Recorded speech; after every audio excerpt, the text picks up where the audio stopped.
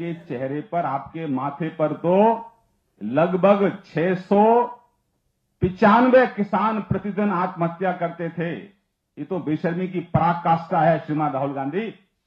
आपकी नाक के नीचे 10 साल के अंदर 2.5 लाख से ज्यादा किसानों ने आत्महत्या की।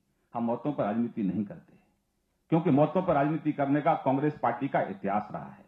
सत्ता की हवस के लिए जलती चिताओं पर भी कांग्रेस रोटी सेकती है। देश का बंटवारा सत्ता की हवस के लिए किया। दोनों साइड में लाखों लोग मारे गए। अगर चाहती उस समय कांग्रेस तो उस बंटवारे को रोक सकती थी, वो जो जनसंहार हुआ उसको रोक सकती थी। मौतों पर राजनीति मत करो, ये बात निकलेगी तो बहुत दूर तक जाएगी। हमारी सरकार की कोशिश है, देश के प्रधानमंत्री की कोशिश है कि इस देश के किसान को एक सुरक्षा कवच दो कि जो मौतों का सिलसिला है इसको रोका जाए। इसलिए हमारी सरकार ने 2.5 साल में 2 बार एमएसपी बढ़ाने का काम किया है। श्रीमान राहुल गांधी, ये हमारी सरकार है जिसने किसान को फसल बीमा योजना दी है।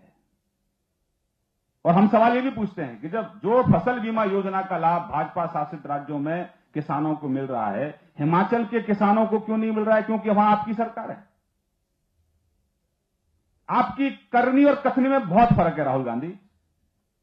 आप जहरीली जबान बोलते हैं और जहरीली जबान के साथ साथ वो बहुत खोखली भी होती है, तथ्य उसमें नहीं होते हैं। राहुल गांधी जी, आपकी पार्टी का केजरीवालकरण हो गया है। ये देश झूठ बोलने वालों को स्वीकार नहीं करता है। अगर आपके पास में तथ्य हैं, कुछ गट्स हैं, तो आप संसद में क्यों नहीं बोलते हैं? संसद को क्यों नहीं चलने देते हैं? आपको मालूम था कि संसद में आपकी पोल खुलेगी और इसीलिए झूठ का ढोल आप बजा रहे हैं, जिससे कि आपकी जो कमियां हैं, आपकी जो विफलता है, आपकी जो सरकार के द्वारा किए गए गलत काम हैं, वो लोगों तक नहीं पहुंचे। राहुल गांधी जी, देश के प्रधानमंत्री पर झूठे आरोप लगाने का आपका बड़ा लंबा इतिहास रहा है। सरकार बनते ही जब सुरक्षा के लिए कोई सिपाही आपके घर गया तो आपने कहा कि मोदी जी मेरी जासूसी करा रहे हैं। लेकिन जब सच्चाई आई तो शायद राहुल गांधी के पास चेहरा दिखाने का भी शायद हिम्मत नहीं थी। लेकिन ये तो बेशर्मी की पराकाष्ठा है कि झूठ बोलो और उसके बावजूद भी फिर मीडिया के सामने आके लंबी लंबी बातें करो। राहुल गांधी जी, आपने जब चर्चों पर हमले हुए थे, जब चोरी की घटनाएं हुई थी, तो आपने कहा कि इस देश के अंदर अल्पसंख्यकों का जीना दूभर हो गया है। लेकिन जब उसकी पोल खुली कि कोई चर्च के अंदर ही था, वो चोरी कर रहा था, उसके बाद आपके पास कोई जवाब नहीं था।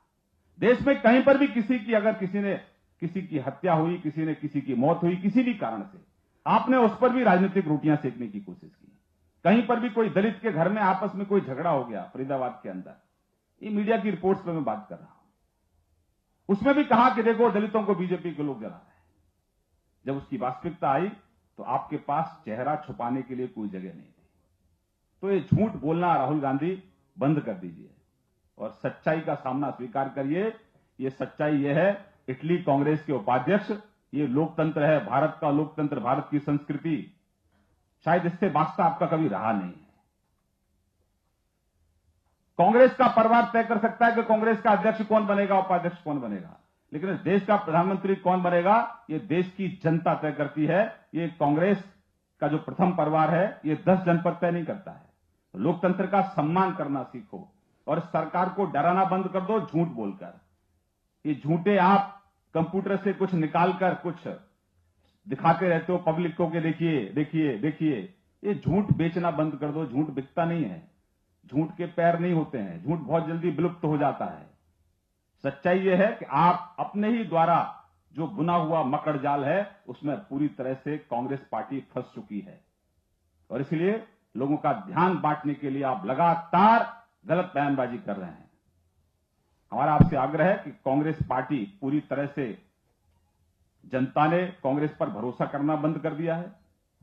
कांग्रेस के नेताओं ने राहुल गांधी पर भरोसा करना बंद कर दिया है। बड़ी तादाद में कांग्रेस का पलायन दूसरी पॉलिटिकल पार्टियों की तरफ हो रहा है। भारतीय जनता पार्टी की तरफ बहुत बड़ी तादाद में लोग आ रहे हैं और अब तो हालात ये हैं श्रीमान राहुल गांधी कि आपके साथ में जो विरोधी पक्ष के लोग भी थे वो भी आपको छोड़ते हुए चले जा रहे हैं, क्योंकि आपकी विश्वसनीयता नहीं है। आप पर लोग भरोसा नहीं करते हैं क्योंकि आपको स्वयं नहीं पता है कि आप क्या बोल रहे हैं। तो हम आपको निवेदन करना चाहते हैं कि लोकतंत्र का सम्मान करिए और ये सरकार लंबे समय तक रहने वाली है। आदत डाल लीजिए, आदत पड़ जाएगी। मेरी तरफ से इतना ही। बहुत बहुत धन्यवाद।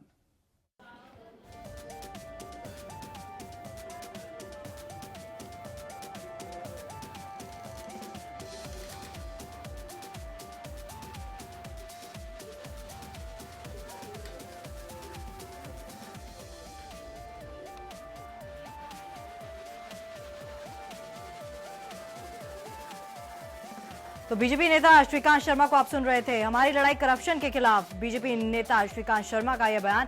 हम आपको बता दें कि आज कांग्रेस का स्थापना दिवस था और इस मौके पर राहुल गांधी ने संबोधित किया और राहुल गांधी ने बीजेपी पर निशाना साधते हुए कहा कि बीजेपी जो है वो सिर्फ और सिर्फ काला धन जोड़ने वालों की मदद कर रही है नोटबंदी के जरिए। तो उसके बाद अब बीजेपी की तरफ से ये प्रेस कॉन्फ्रेंस हुई जिसमें श्रीकांत शर्मा ने उसकी अगुवाई की और श्रीकांत शर्मा ने कहा कि राहुल गांधी जो हैं वो चोरों का साथ दे रहे हैं और राहुल गांधी जो भी कह रहे हैं वो सिर्फ मनगढ़ंत कहानियां हैं। राहुल चोरों की मदद कर रहे हैं। बीजेपी नेता श्रीकांत शर्मा ने ये बात कही और कहा कि यूपीए सरकार के वक्त घोटालों का हिसाब पहले राहुल गांधी दें, उसके बाद वो कुछ बीजेपी से पूछें। और श्रीकांत शर्मा ने ये बात कही कि हमारी लड़ाई जो है वो करप्शन के खिलाफ है और राहुल गांधी चोरों की मदद कर रहे हैं।